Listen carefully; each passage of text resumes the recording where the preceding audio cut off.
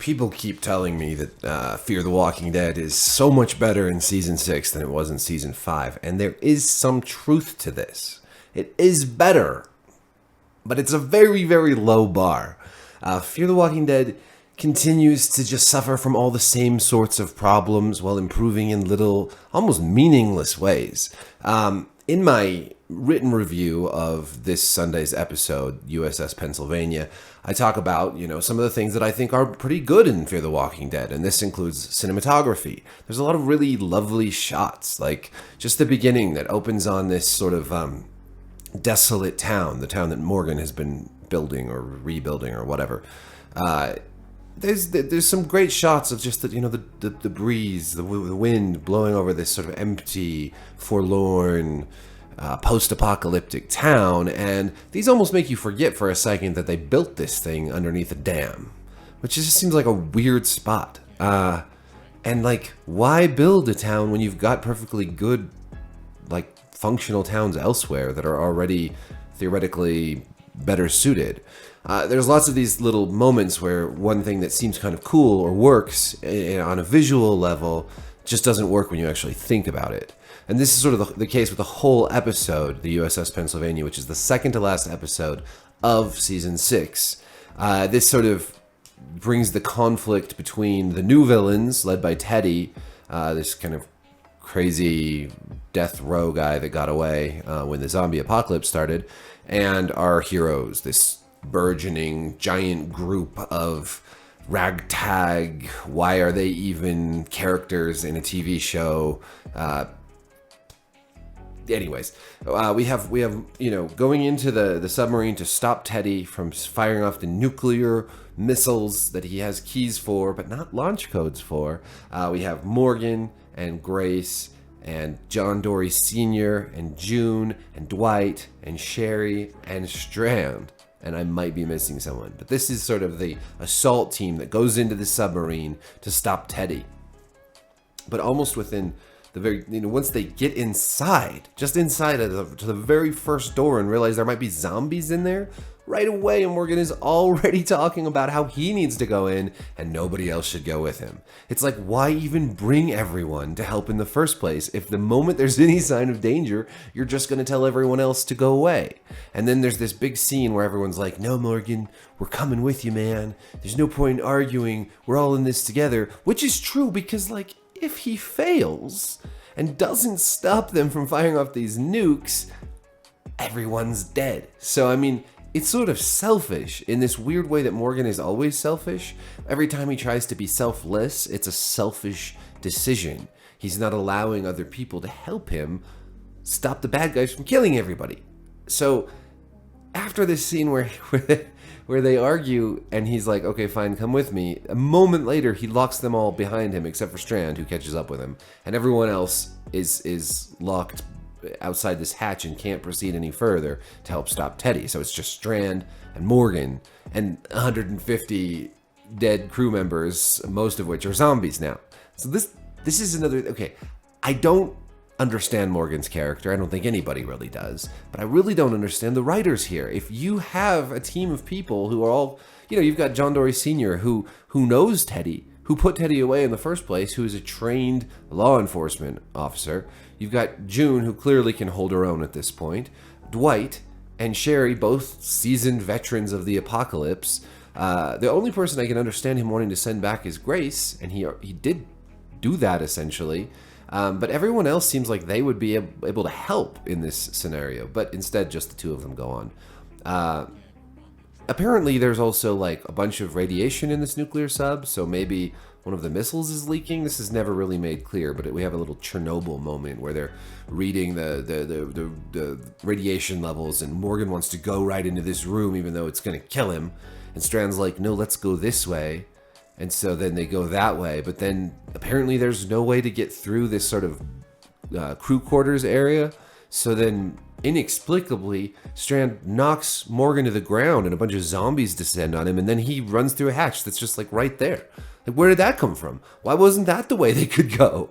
Why is Morgan all pissy because he wanted to go through the radiation door when there's this other one right here? So Strand goes through it and leaves Morgan to die, but of course he doesn't die. Because what's a dozen zombies? Morgan can get past a dozen zombies that are literally tackling him like this is the NFL.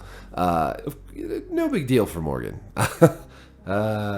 Anyways, of course, as soon as Strand gets through this door, Dakota's there with a gun, and she's on the side of Teddy now because for some reason she likes him but didn't like her crazy sister mom, and I don't know. This whole thing with Dakota makes no sense, but whatever. It makes no sense that she miraculously just is in the same place as Strand is, and also saw what he did to Morgan somehow. Like, okay, why do the good guys have to fight through all these zombies to get to the missile command room, but Teddy and his crew were just there? And how does Dakota get from there, like, back through the submarine in a way she didn't come in the first place and find Strand? It doesn't make sense, because this damn show never does. Anyways, she's gonna kill Strand just the same way she killed John Dory. He closes his eyes, and then out of the blue and just in the nick of time, there is Morgan to save the day, and he knocks out Dakota but leaves her alive, and Strand gets winged but he's fine, and Morgan's mad but whatever, he gives him his half of the axe back, and they go on, and they get to the hatch door. On the other side is Teddy and Riley, his lieutenant. Riley, we learn, was a weapons officer on this submarine, which is how they know how to work all this stuff. They've got the keys, and they turn the keys to fire off the nukes. Doesn't matter that there's no way they would have access to firing off the nukes without actual nuclear launch codes. But okay, whatever. We'll leave that implausibility over here with all the rest.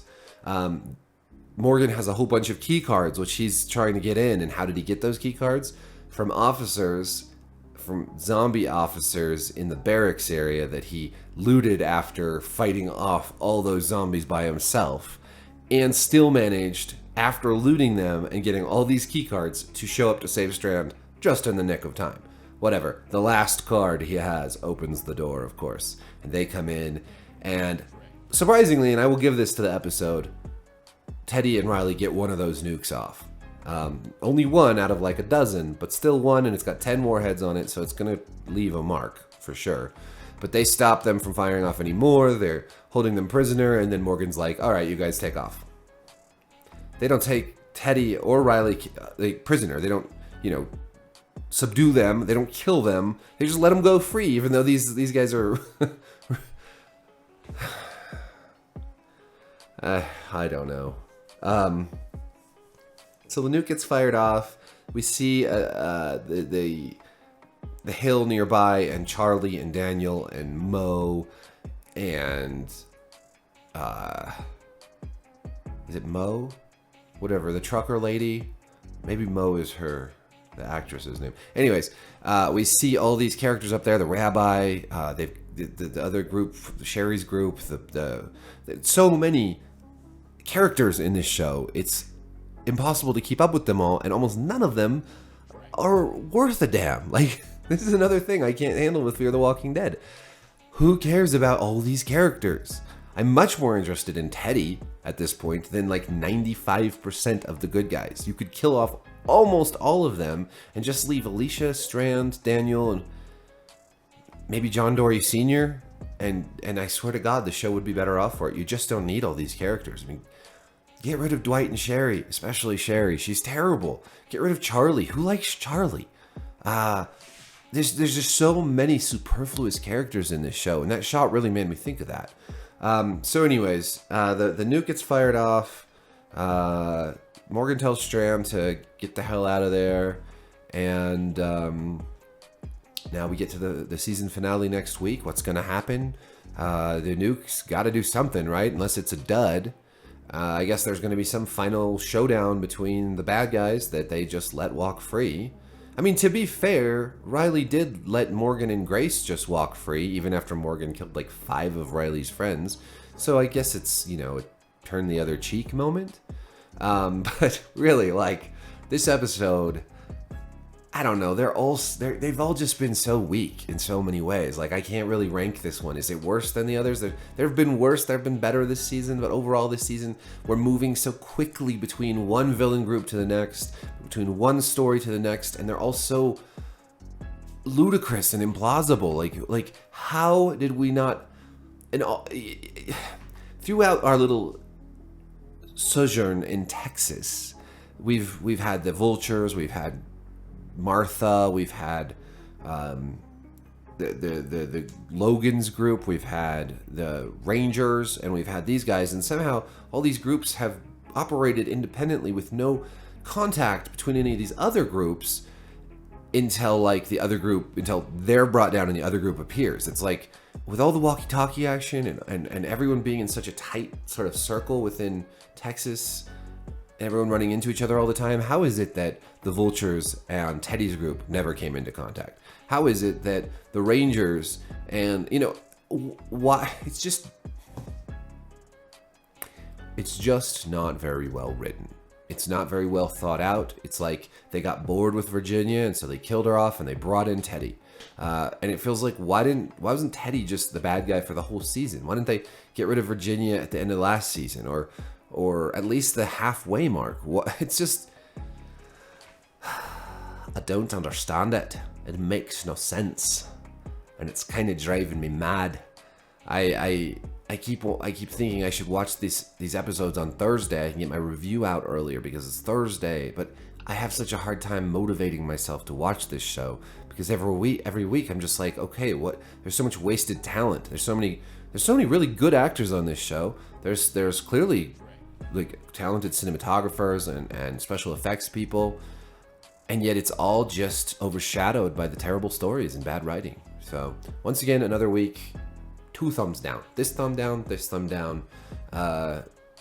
One more episode, and then maybe AMC can do some soul searching before season 7 and actually produce a zombie show that's worth watching for a change. That's my 2 cents.